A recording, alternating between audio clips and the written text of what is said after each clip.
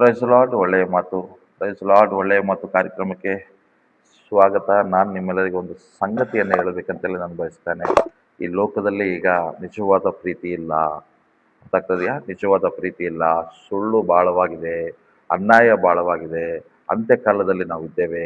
ಕ್ರೈಸ್ತತ್ವದಲ್ಲಿ ಇರುವಂಥ ಅನೇಕ ಜನರನ್ನ ಮೋಸ ಮಾಡುತ್ತಾ ಬದುಕ್ತಾ ಇರುವಂಥ ಕಾಲದಲ್ಲಿ ನಾವು ಬದುಕ್ತಾ ಇದ್ದೇವೆ.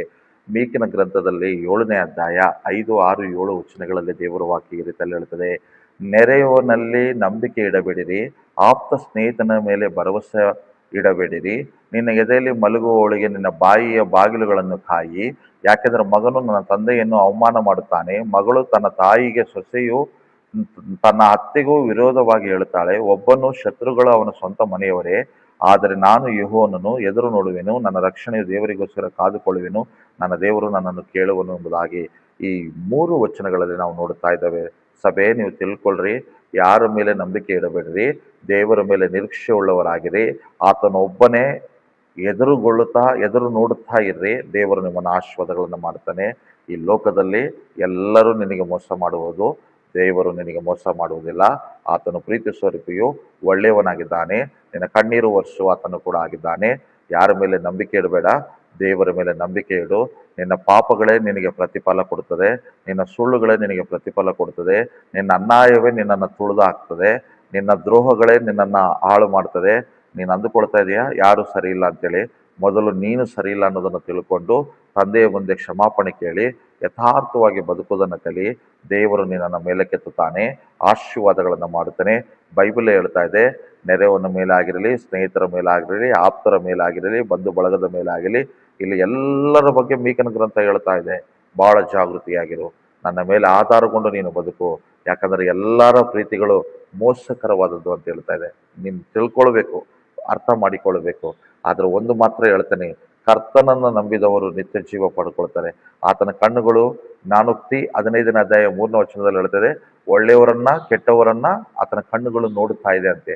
ಆದ್ದರಿಂದ ದೇವರ ಮುಂದೆ ತಪ್ಪಿಸಿಕೊಳ್ಳೋದಕ್ಕೆ ಸಾಧ್ಯನೇ ಇಲ್ಲ. ಇದನ್ನು ನೀವು ಚೆನ್ನಾಗಿ ತಿಳಿದುಕೊಳ್ಳಿರಿ.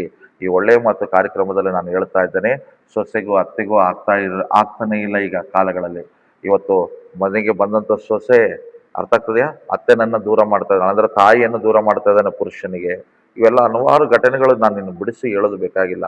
ಈ ವಾಕ್ಯ ನೀನು ಓದಿದ್ರೆ ಸಾಕು, ನಿನ್ನ ಜೀವನದಲ್ಲಿ ಇದು ನಡೀತಾ ಇದೆ ಅಂತೇಳಿ ನಾನು ಅಂದುಕೊಳ್ತೇನೆ. ಒಂದು ಮಾತ್ರ ಹೇಳ್ತೇನೆ, ಸಭಾಪಾಲಕನು, ಸೇವಕರು, ಸಭಾಪಾಲಕನ ಮೇಲೆ ಇರುವಂಥ ಸರ್ವಾಧಿಪತಿಯಾದಂಥ ದೇವರು ಒಂದೇ ಹೇಳ್ತಾನೆ, ನಿನ್ನನ್ನು ಕ್ಷಮಿಸುವವನು, ಪ್ರೀತಿಸುವವನು, ಕರುಣೆ ತೋರಿಸುವವನು, ಆಧರಿಸುವವನು, ನಿನ್ನನ್ನು ನಿಜವಾದ ಪ್ರೀತಿ ತೋರಿಸುವುದು ಯಾರು ಅಂದರೆ ಅದು ಆತ್ಮೀಯ ತಂದೆ, ನಿನ್ನನ್ನು ಕರೆದಾತನಾದ ದೇವರು ಬಿಟ್ಟರೆ ಇನ್ನು ಯಾರು ಕೂಡ ನಿನ್ನನ್ನು ಕ್ಷಮಿಸೋದಕ್ಕೆ ಸಾಧ್ಯನೇ ಇಲ್ಲ. ಯಾರು ಕೂಡ ನಿನ್ನನ್ನು ಪ್ರೀತಿಸೋದಕ್ಕೆ ಸಾಧ್ಯವಿಲ್ಲ. ಯಾರು ಕೂಡ ನಿನ್ನನ್ನು ಆಶೀರ್ವಾದ ಮಾಡೋದಕ್ಕೆ ಸಾಧ್ಯವಿಲ್ಲ. ಇದನ್ನು ನೀನು ತಿಳಿದುಕೊಂಡು ದೇವರ ವಾಕ್ಯಗಳನ್ನು ಗಟ್ಟಿಯಾಗಿ ಹಿಡಿದುಕೋ. ಯಾರ ಮೇಲೆ ನಂಬಿಕೆ ಇಟ್ಟು ಜೀವನವನ್ನು ಹಾಳು ಮಾಡಿಕೊಳ್ಳಬೇಡ. ನಿನ್ನ ಮನೆಯಲ್ಲಿ ನಿನ್ನ ಹೆಂಡತಿ ಮಲಗಿರುವಾಗಲೂ ಆ ಹೆಂಡತಿಯನ್ನು ನಂಬಿ ಕೂಡ ಯಾವ ರಹಸ್ಯಗಳು ಹೇಳಬೇಡ ಅಂತೇಳಿ ಹೇಳಿದ ನನ್ನ ಮೇಲೆ ನೀನು ಯಾರಿಗಾದರೂ ನಿನ್ನ ಜೀವನದ ಬಗ್ಗೆ, ನಿನ್ನ ಬದುಕಿನ ಬಗ್ಗೆ ನೀನು ಹೇಳ್ಕೊಂಡ್ಬಿಟ್ಟಿ ಅಂದರೆ ಸೋತೋಗ್ಬಿಡ್ತೀಯ. ಅರ್ಥ ಆಯ್ತಾ? ನಿನ್ನ ಅನೇಕ ಸಾರಿ ನಿನ್ನ ಸ್ನೇಹಿತರು, ಬಂಧು ಬಳಗದವರೇ ನಿನ್ನ ಕ್ಯಾರೆಕ್ಟರು ಅವಮಾನ ಪಡಿಸ್ತಾ ಇರೋದು. ಇದನ್ನು ಕೂಡ ಚೆನ್ನಾಗಿ ನೀನು ತಿಳಿದುಕೋ. ಇನ್ನೊಬ್ಬರ ಬಗ್ಗೆ ತೀರ್ಪು ಮಾಡಬೇಡ. ನಿನ್ನ ಜೀವನದ ಬಗ್ಗೆ ಇನ್ನೊಬ್ಬರ ಹತ್ರ ನಂಬಿ ಎಲ್ಲ ಹೇಳಬೇಡ. ನಿನ್ನ ಬಲಹೀನತೆಗಳೇ ನಿನ್ನನ್ನು ಸೋಲಿಸ್ತದೆ. ಅದು ಜಾಗೃತಿಯಾಗಿರು. ಒಳ್ಳೆತನದಿಂದ ಬದುಕು. ದೇವರು ನಿನ್ನ ಆಶೀರ್ವಾದ ಮಾಡಲಿ. Amen, amen. God bless you. Amen.